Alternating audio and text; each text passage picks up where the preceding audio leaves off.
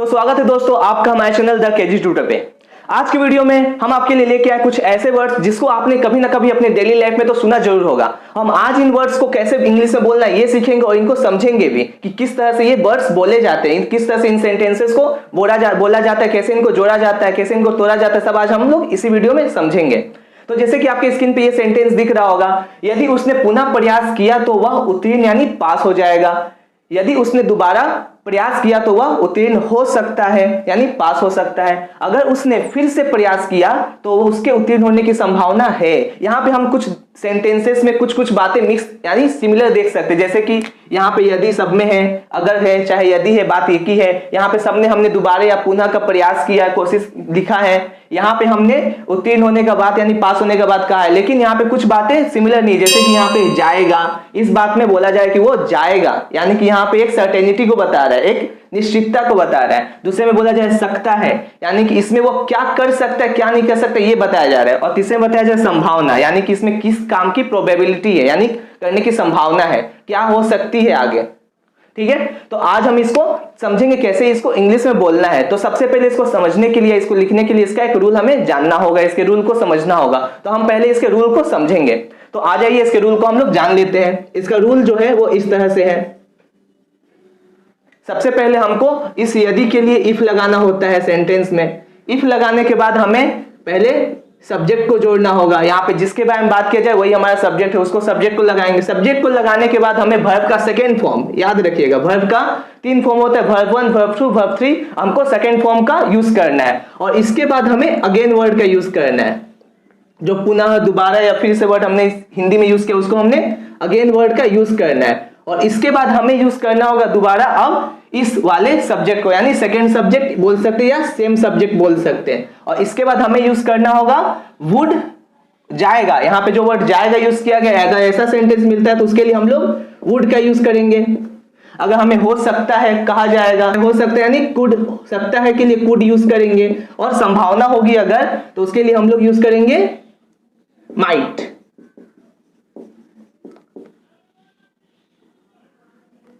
उसके बाद वर्ब का फर्स्ट फॉर्म।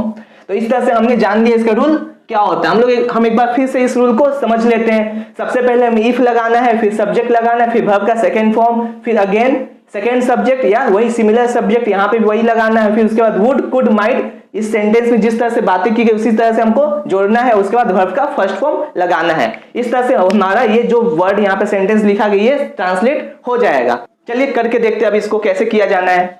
जैसे पहला वाला सेंटेंस, यदि उसने पुनः प्रयास किया तो वह उत्तीर्ण हो जाएगा। इसको कैसे ट्रांसलेट करेंगे? यदि के लिए इफ, उसके के लिए ही, पुनः प्रयास किया। हमने क्या कहा? यदि इफ के लिए इफ आ गया, फर्स्ट हमारा इफ का काम करना, इफ हो गया। सेकंड में सब्जेक्ट ही हो गया। इसके बाद वर्ब का सेकंड फॉर्म, यहाँ पे क्या काम हो रहा है? प्रयास करने का, यानी ट्राइड। इफ ही ट्राइड, अगर उसने ट्राइड किया। अगेन सेकेंड सब्जेक्ट क्या? वही हमारे यहाँ पे सेकेंड सब्जेक्ट भी जो फर्स्ट में था वही है, अगेन ही। इसके बाद वुड, कुड, माइट, यहाँ पे जाएगा बोला जाए यानी कि वो यहाँ पे एक सर्टेनिटी की बात की जाए तो यहाँ पे हम लोग वुड का यूज करेंगे, वुड। और उसके बाद वर्ब का फर्स्ट फॉर्म क्या हो जाएगा? पास हो जाएगा। उत्तीर्ण हो जाने का मतलब पास हो जाएगा। हमने क्या किया? If he tried again he would पास, यानी कि अगर उसने पुनः कोशिश किया, पुनः चेष्टा किया तो वो पास हो जाएगा। ठीक है। दूसरा सेंटेंस क्या बोल रहा है? यदि उसने दोबारा प्रयास किया तो वह उत्तीर्ण हो सकता है। इसको भी हम उसी तरह से चेंज करेंगे। जैसे यदि के लिए if he tried, if he tried again ही, यहां पे सकता है यानी कि could,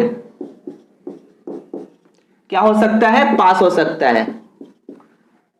if he tried again he could pass, अगर वो पुनः प्रयास करे, दोबारा प्रयास करे तो वो उत्तीर्ण हो सकता है। इस बार क्या हो रहा है? अगर उसने फिर से प्रयास किया तो वो उसके उत्तीर्ण होने की संभावना है, यानी कि if he tried again he, subject हमारा क्या है? ही। और उसके बाद क्या लगाना है? हमें माइट लगाना है, क्योंकि यहाँ पे संभावना है। यहाँ पे लगाएंगे माइट।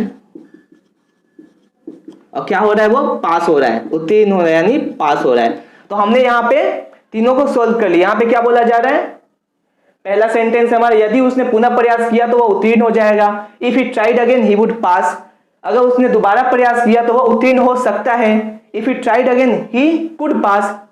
तीसरा सेंटेंस है, अगर उसने फिर से प्रयास किया तो उसके उत्तीर्ण होने की संभावना है। If he tried again he might pass. इस तरह से हमने तीनों तरह के सेंटेंस को लिखना, समझना, बोलना जान लिया है। आप इसको अपने दोस्तों के साथ, अपने स्कूल्स में, अपने कॉलेजेस में प्रैक्टिस करके जान सकते हैं। और ज्यादा आपका, अगर जितना आप इसको बोलेंगे उतना ही ज्यादा आपका प्रैक्टिस होगा। अब हम आपको कुछ क्वेश्चन देते हैं जिसको आप अपने प्रैक्टिस के तौर पे कर सकते हैं, और या फिर आप हमें कमेंट करके उसका आंसर बताइएगा, जिसे हम बता सकते हैं कि आपने कैसा प्रैक्टिस किया है। तो चलिए क्वेश्चन को कुछ एग्जांपल्स देखते हैं इसके।